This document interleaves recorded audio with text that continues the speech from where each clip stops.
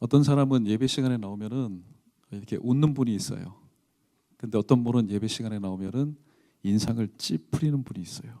구기는 분이 있습니다. 알고 보니까 예배 전에 인상을 이렇게 피고 온 분은 아마 피자를 먹고 온 것 같아요. 그래, 얼굴 이렇게 탁 피고, 그다음에 어떤 청년은, 어떤 분은 얼굴을 막 구겨요. 가만히 보니까 차를 마셨는데 구기자를 마셨나 봐요. 그럼 뭐 구기는데, 여러분 이왕에 살 때 여러분 웃으면서 사는 게 나을까요? 아니면은 울면서 사는 게 좋습니까? 웃으면서 사는 게 좋죠. 이왕에 살 거, 울면서 슬퍼하면서 사는 것보다는 웃으면서 기뻐하면서 사는 것이 참 좋습니다. 사실 저도 이렇게 말을 해놔놓고도 저도 여러분보다 앞선 세대로서 참 웃을 수 없는 그런 환경, 또 기뻐할 수 없는 환경을 조성한 바로 앞선 세대의 한 사람으로서 참 마음이 안타깝기도 합니다. 그러나 오늘 성경 말씀을 통하여서 우리의 신앙생활 가운데 우리가 어떻게 살아야 될지, 특별히 오늘 제목의 말씀은 신앙생활의 장애물을 극복하는 방법입니다. 살다 보면은 여러 가지 많은 장애물이 있지요. 특별히 신앙생활을 향해서 어떤 분은 장애물 경주에 그렇게 비유합니다.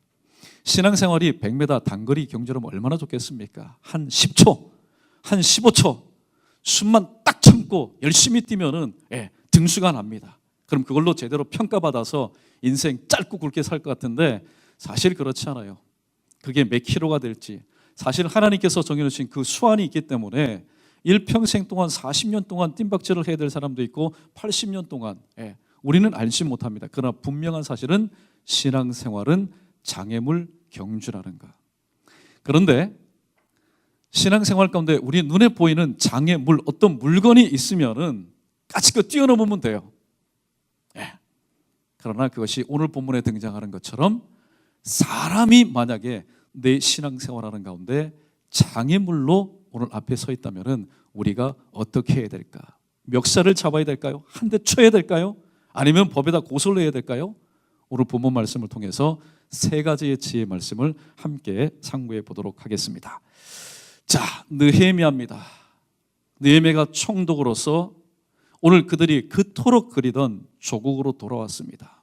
조국으로 돌아왔는데 눈앞에 펼쳐진 것은 그 찬란했던 그 예루살렘 성벽과 예루살렘 성전이 회파되고 시커멓게 끌렸습니다. 성벽은 거의 다 무너졌습니다. 모두들 한마음 한뜻이 되었습니다. 우리가 돌아온 목적이 뭐냐? 우리 조상들과 우리 당대의 죄악으로 인해서 하나님께서 심판하셨다. 그러나 돌아오는 자에게 은혜를 베푸르신다. 우리가 다시 한번 한마음 한뜻이 되어서 이 성벽을 우리가 중건하고 예루살렘 성전을 다시 한번 재건하자. 한마음 한뜻이 되었습니다. 똘똘 뭉쳤습니다. 그런데요, 하나님의 일을 하려고 하다 보면은 꼭 반대급부가 나타납니다. 오늘 노토리우스, 별로 좋지 못한 유명한 이름을 가진 사람이 있었는데 그 사람의 이름이 바로 산발랏이라는 사람이 있고 또 암몬 자손 도비에라고 하는 사람이 등장을 해서 대놓고 느헤미야와 이스라엘 백성들에게 이렇게 조롱을 합니다. 자, 우리 2절 말씀 우리 함께 크게 읽어보겠습니다. 시작. 자기 형제들과 사마리아 군대 앞에서 일러 말하되 이 미약한 유다 사람들이 하는 일이 무엇인가? 스스로 견고하게 하려는가? 제사를 드리려는가? 하루의 일을 마치려는가? 불탄 돌을 흙무더기에서 다시 일으키려는가 하고, 자 3절은 제가 있습니다. 암몬 사람 도비야가 곁에 있다가 이르되 그들이 건축하는 돌 성벽은 여우가 올라가도 곧 무너지리라 하더라. 비아냥거립니다. 지금 비난을 퍼붓습니다.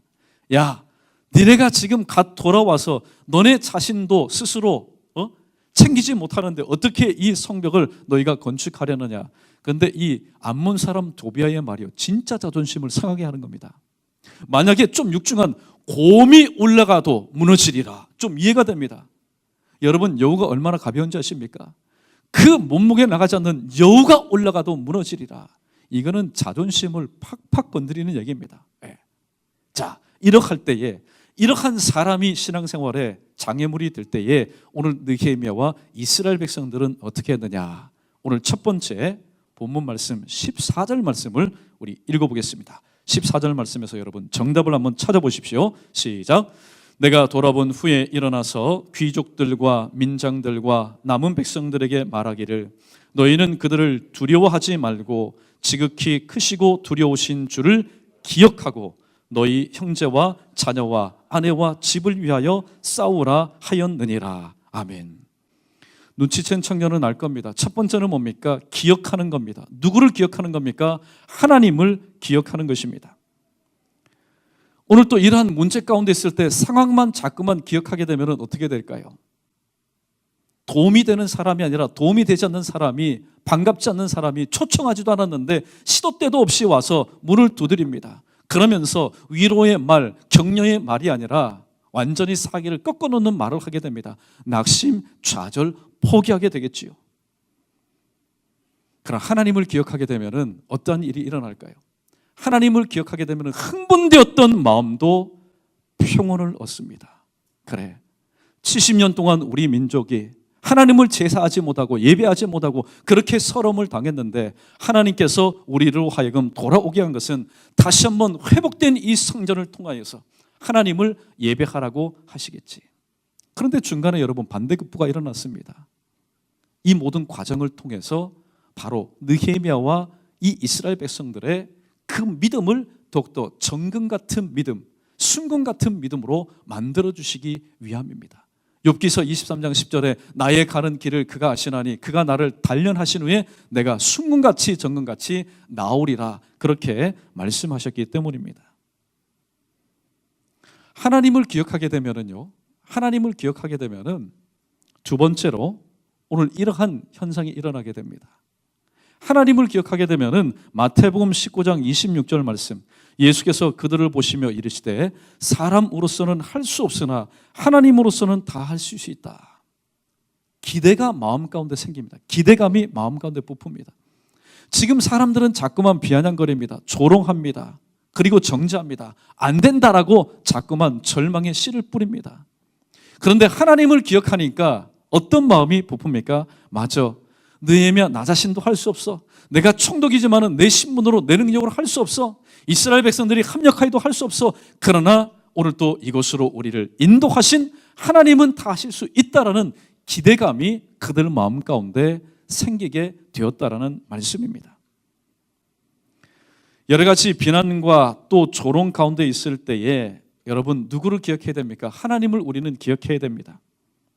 지금까지 이 모든 일을 계획하시고 내게는 지금 불편하고 내게는 지금 불이익이 되고 내 자존심이 지금 깎이는 그런 가운데 있지만은 분명히 이 모든 것도 하나님의 뜻 이름을 위한 계획 가운데, 진행 가운데, 과정 가운데 있다. 그리고 이 모든 것을 선이 이루어 주실 그 결과를 쥐고 계시는 하나님을 우리가 기억하게 되면은 우리는 하나님께 모든 것을 맡겨드릴 수 있습니다. 그런데 하나님을 기억하지 못하면은 그때부터는 사고를 칩니다. 어떤 사고를 칠까요? 하나님을 기억하지 못하면 하나님의 뜻이 무엇인지를 알지 못합니다. 그러니까 내 뜻대로 내 계획대로 일을 추진해버리는 겁니다. 분명히 지금 내가 가는 길은 누구의 길입니까? 여러분, my way가 아닙니다. His way, 그분의 길입니다. 그래서 시편 37편 23절과 24절 말씀을 보면은 여호와께서 사람의 걸음을 정하시고, 그러니까 내 길을 걸어가는 게 아니에요. 하나님의 길을 걸어가는 겁니다. 사람의 걸음을 정하시고 그 길을 기뻐하시나니 저는 넘어지나 아주 엎드러지지 아니하면 여호와께서 오른손으로 붙들어 주시기 때문이다, 그렇게 말씀하고 있습니다. 그러므로 우리는 하나님을 기억하셔야 됩니다.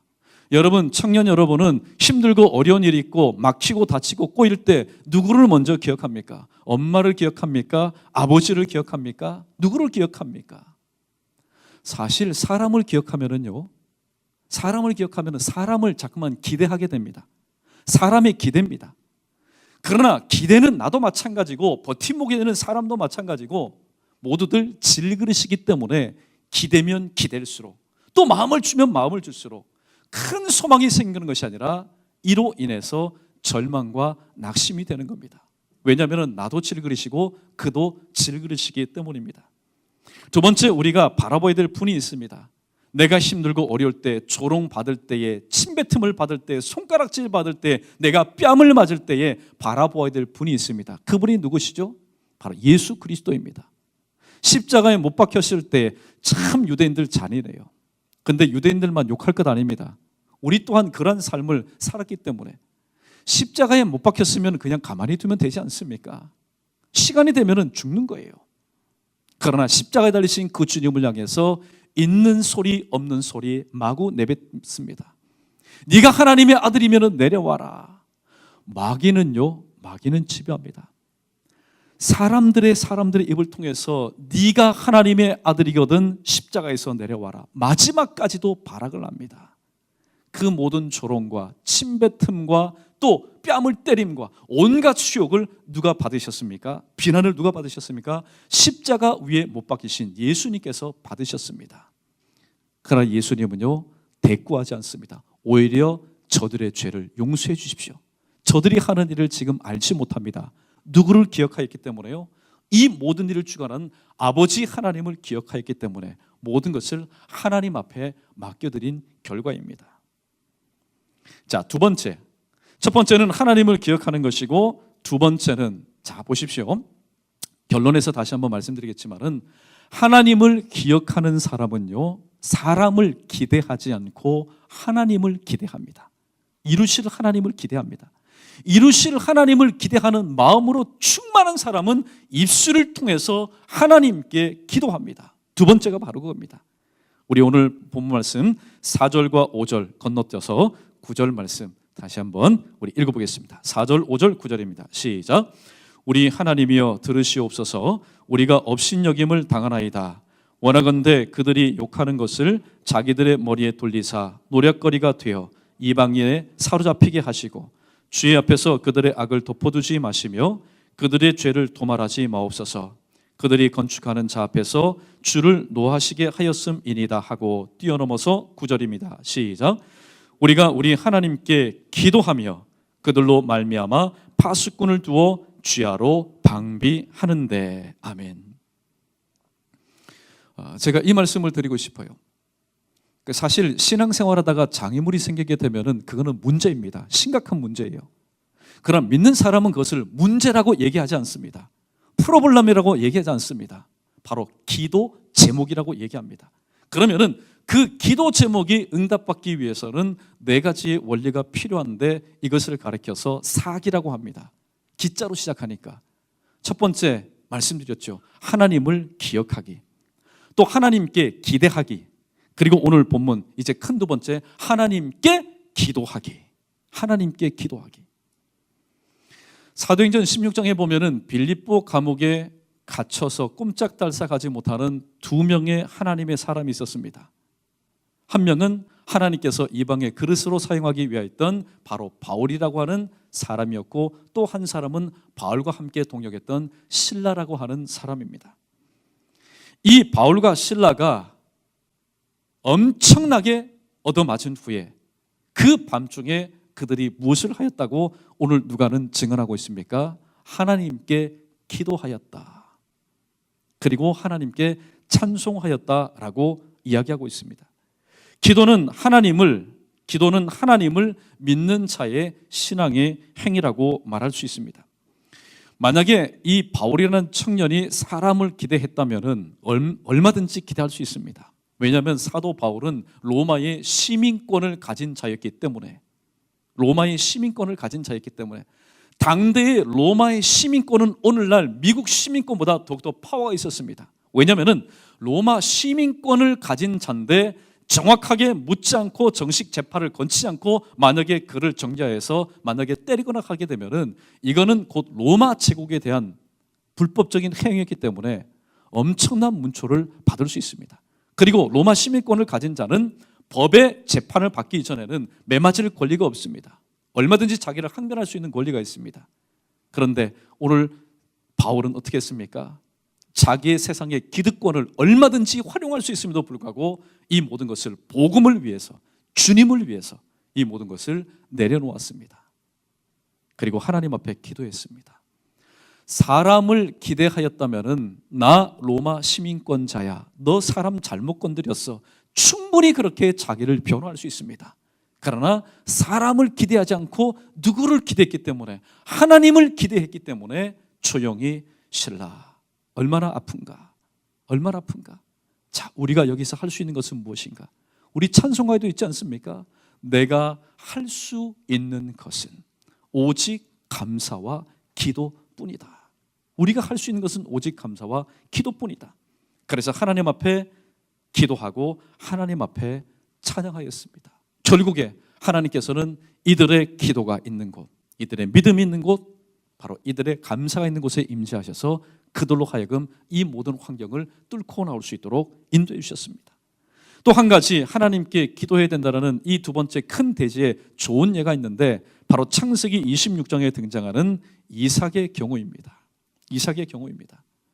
아버지 당대에 몰아쳤던 큰 기근이 자기 당대에도 그 팔레스타인 지방 가운데 휘몰아쳤습니다. 있을 수가 없었어요. 그래서 아버지가 행했던 것처럼 블레셋, 바로 그랄 땅으로 이주를 하게 됩니다. 그랄 땅으로 가서 그가 할 수 있는 것이 무엇입니까? 사실 보면은 자기 아버지도 마찬가지고 당대의 목축업인데, 그랄 땅은 농사를 짓는 그런 분위기입니다. 그래서 그 땅에서 농사를 지었습니다. 여러분 보십시오. 한 번도 해보지 못한 농사라는 것은 이제 이 이삭에서는 개척입니다. 이삭에서는 큰 도전이에요. 그때 이 이삭이 할 수 있던 것은 무엇입니까? 여러분, 씨를 한 번도 뿌려보지 못했는데 언제 뿌려야 될지, 언제 거름을 줘야 될지, 언제 뽑아야 될지 알지 못하는 이 이삭이 할 수 있던 것은 무엇이었을까요? 그것은 바로 하나님 앞에 기도하는 것뿐이었습니다. 하나님, 저에게는 지혜가 없습니다. 그러나 이 땅에서 먹고 살아야 됩니다. 어떻게 해야 될까요? 그 해에 100배나 되는 바로 수확을 거두게 되었습니다. 거부가 되었고 왕성하게 됐고 번창하게 되었습니다. 그런데요, 사람이 묻혀 살 때에는, 도토리 키재기 할 때는, 그리고 주목받지 못했을 때는 시기를 받지 않습니다. 그러나 그 당대의 농사의 그런 분위기 가운데서 이 블레셋 사람 중에서도 한 번도 그런 수확을 내보지 못했는데, 이 이삭이 100배 되는 결실을 맺었을 때 블레셋 사람들이 시기를 하게 됩니다. 시기를 하게 되어서 그랄 땅 좋은 그 센터에서 저 멀리 골짜기로 쫓겨나게 됩니다. 그런데 하나님께서 복 주시는 사람은요, 골짜기에서 있든지 도심에 있든지 간에 형통할 수밖에 없어요. 그곳에서 끌고 간 그 양들을 먹기 위해서 우물을 팝니다. 근데 성경에 보시면은요, 이 이삭의 종들이 우물을 파면은 파는 대로 펑펑 물이 솟아오릅니다. 그러니까 그 지역에 있는 사람이 또 시기하는 거예요. 그래서 서로 다툽니다. 이름을 에색이라고 했습니다. 다투는 곳에서 있을 수 있을까요? 그래, 우리가 피하자. 우리가 다른 데로 가자. 그런데 그곳에서 또 우물을 팠는데 또 물이 펑펑 솟아오릅니다. 이제는 이 지역 사람이 아예 대놓고 전쟁을 선포합니다. 그래서 신나라고 이름을 짓습니다. 그리고 그 다음에 아니다, 여기도 우리가 정착할 곳이 아니다, 우리가 또 다른 곳으로 가자. 그래서 그곳에서 또 우물을 팠는데 이번만큼은 오늘도 싸우지 않았습니다. 그래서 이삭이 무엇이라고 선포합니까? 여호와께서 우리의 징역을 넓히셨다, 르호봇이라고 그렇게 선언하였습니다. 그래서 우리가 여기서 번성하자. 여러분, 지금 정신없이 지금 말씀을 전했는데 이 과정 가운데 얼마나 많은 위기가 있었겠습니까? 그냥 다투는 정도가 아니에요. 이제는 뭐 칼을 두고 위협합니다. 전쟁 일보 직전에 있었습니다. 그러나 오늘 앵글은요, 조명의 그 앵글은 어디에 맞춰져 있습니까? 이삭이라고 하는 사람에게 맞춰져 있습니다. 텐트 밖에서는 지금 치고받고 난립니다. 자기의 종들과 또 에색과 신나 그 지역에 있는 지역민들과 원주민들과 지금 난립니다.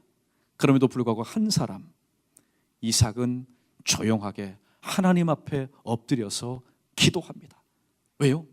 이 모든 상황까지 인도하신 분, 비록 앞뒤 좌우 이제는 진퇴양난 사면초가 가운데 있지만 이곳까지 나를 몰아넣으신 하나님의 계획이 도대체 무엇일까? 그 하나님을 기억하였고 하나님을 기대하였기 때문에 하나님 앞에 기도하였습니다. 기도한 건 뭡니까? 하나님 앞에 맡겨드렸다는 거죠. 자, 오늘 본문도 마찬가지입니다. 오늘 본문에서 느헤미야와 이스라엘 백성들이 할 수 있는 것이 무엇이었겠습니까? 사실 온 사람들은 별로 숫자가 많지 않아요. 그러나 오늘 7절 말씀에 보면은 산발락과 도비아와 아라비아 사람들과 복수입니다. 암몬 사람들과 복수입니다. 아스돗 사람들 복수입니다. 얼마만큼 몰려왔는지는 모릅니다. 상대가 되지 않습니다. 이때 이들이 할 수 있는 것은 하나님 앞에 맡겨드리는 것밖에 없었습니다. 모든 것을 주관하시는 하나님.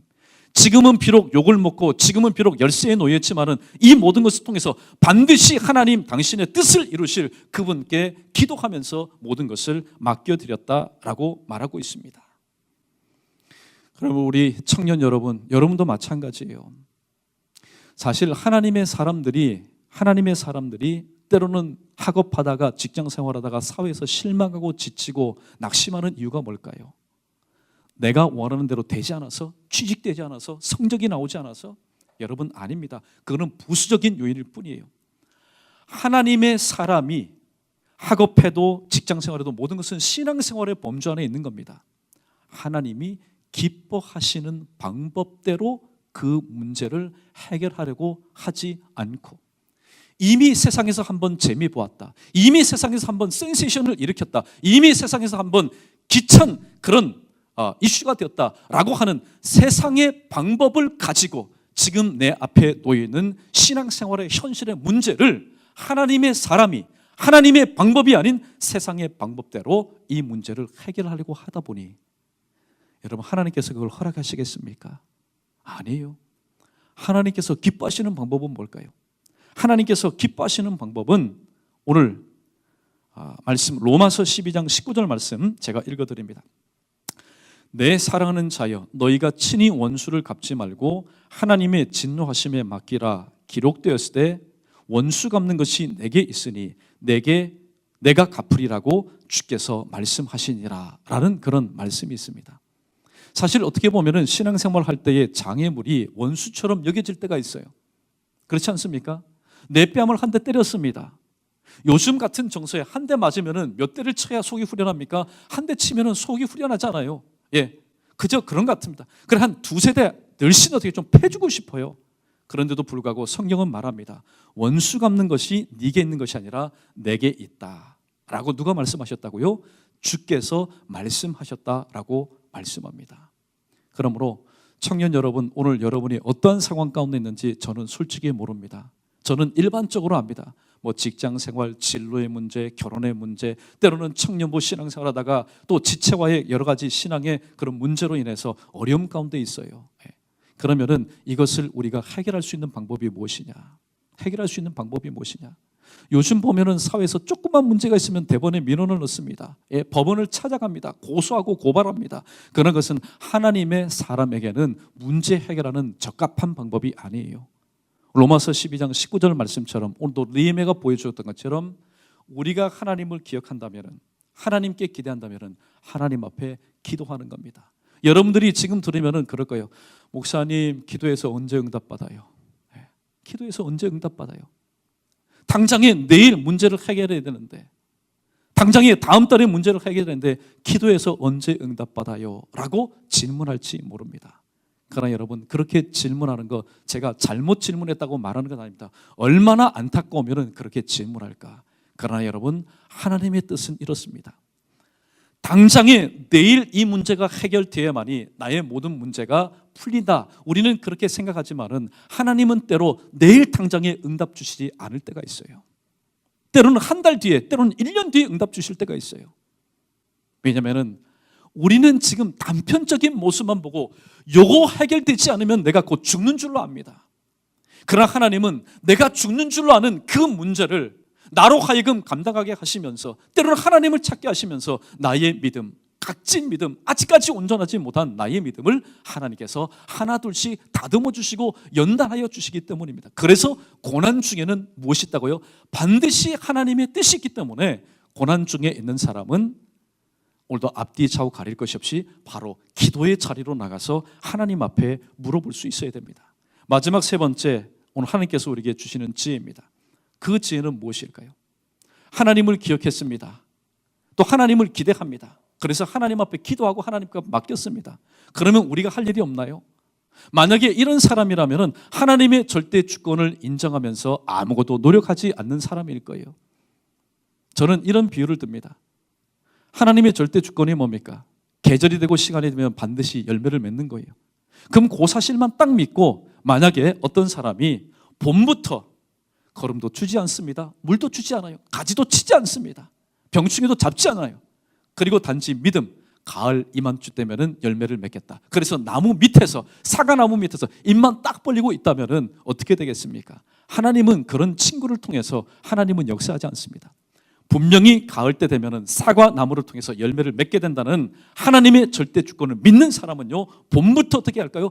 부지런히 걸음을 줍니다. 가지도 쳐주고요. 예. 그래서 오늘 본문에서 마지막 세 번째, 신앙생활의 장애물을 극복하는 마지막 방법은 뭐냐? 자기에게 맡겨준 일에 대해서 최선을 다하는 것. 이것이 바로 신앙생활의 장애물을 극복하는 방법이라고 이야기합니다. 오늘 마귀는요, 자꾸만 신앙생활을 방해합니다. 여러분, 방해하는 목적이 뭘까요? 방해하는 목적은 바로 이겁니다. 스탑, 멈추도록 하기 위해서. 예배하는 자로 하여금 예배를 드리지 못하게 하고, 기도하는 자로 하여금 기도를 하지 못하게 하고, 또 하나님의 귀한 일을 헌신하는 자로 하여금 헌신하지 못하도록 마귀는 때로는 상황을 조성합니다. 연출을 합니다. 사람을 앞세워서 기도하지 못하도록 합니다. 그러나 이에 실망하여서 만약에 예배하는 자가 예배를 중단하고, 기도하는 여러분이 기도를 중단하고, 헌신하는 사람이 낙심이 되어서 봉사하지 못하고 헌신하지 못한다면 누구 승리입니까? 그거는 마귀의 대승리입니다. 그런 우리의 모습을 보시고 십자가에 달리신 주님은 오늘 또 눈물을 흘리실 겁니다.